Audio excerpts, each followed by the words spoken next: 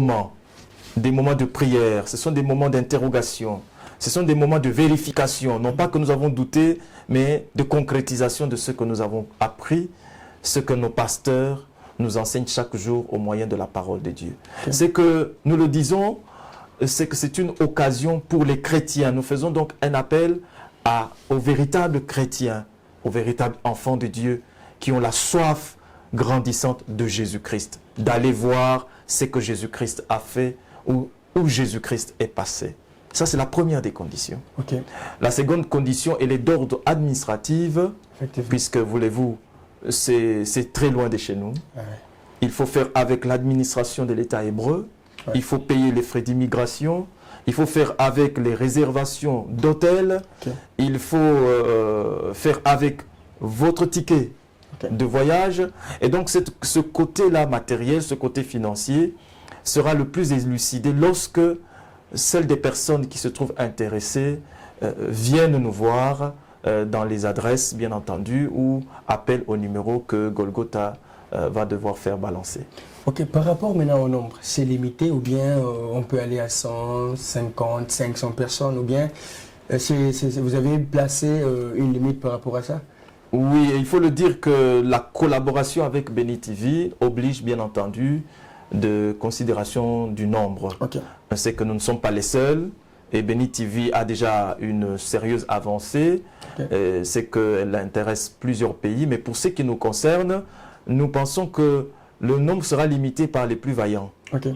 Si déjà vous prenez à cœur la chose, hâtez-vous de venir prendre votre fiche d'inscription, hâtez-vous de consigner les frais qui vous seront communiqués et alors nous serons en mesure de vous emmener sous les quotas qui nous est naturellement bien indiqués par Béni TV. Donc nous estimons que les places sont strictement limitées. Okay. Elles sont limitées aux vaillants, aux plus rapides. Vraiment. Voilà. Est-ce qu'il y a aussi, je voulais dire, par rapport à l'inscription, il y a une date limite que vous avez placée ou bien les inscriptions? Nous avons 10 jours pleins pour procéder à tous les actes d'inscription et de paiement de frais. Okay. Et donc la date limite, bien entendu, en réaction à ce qui passe déjà sur les antennes de Béni TV, pour ce qui est de la RD Congo, la date limite est fixée au samedi 26 octobre.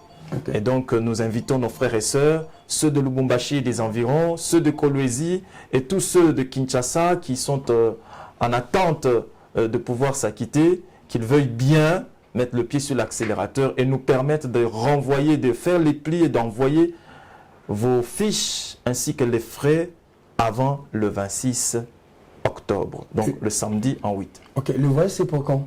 Le voyage c'est pour le 26 novembre. Le 26 novembre. Donc, nous clôturons un mois avant. Ah ok, c'est du 26 novembre. Là, vous rentrez quel jour? Le 26 novembre, c'est le départ et nous retournons au pays le 4 décembre.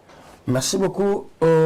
Vous voulez aussi aller en Israël, vous voulez visiter la terre promise, la terre sainte, vraiment, contactez-nous à ce numéro qui est affiché en bas de vos écrans, bien sûr. Ok, monsieur le coordonnateur, parlez-nous un peu brièvement d'Israël, parce que vous êtes parmi les gens qui sont déjà partis là-bas. Il faut le dire que c'est un pays fabuleux. Okay. C'est un pays qui vous inspire, c'est un pays qui vous pose aussi des questions. Okay.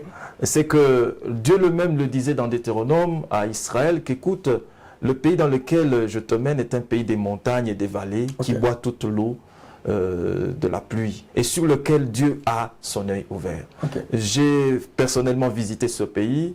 J'ai non pas la sensation mais la certitude que cette parole du Seigneur se vérifie à chaque étape des sites que vous visitez, des endroits que vous gagnez. Vous sentez vraiment que l'œil du Seigneur est sur Israël.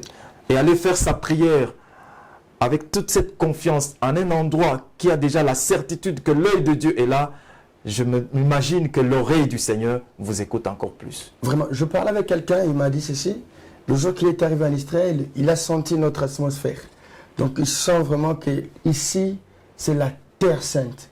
Est-ce que c'est vraiment, il y a une différence entre le Congo et l'Israël? De l'infini à plus l'infini. Wow. Il y a toute une grande différence, en plus que la géographie des lieux est tout à fait différente, comme le Seigneur lui-même le disait, un pays des montagnes et des vallées.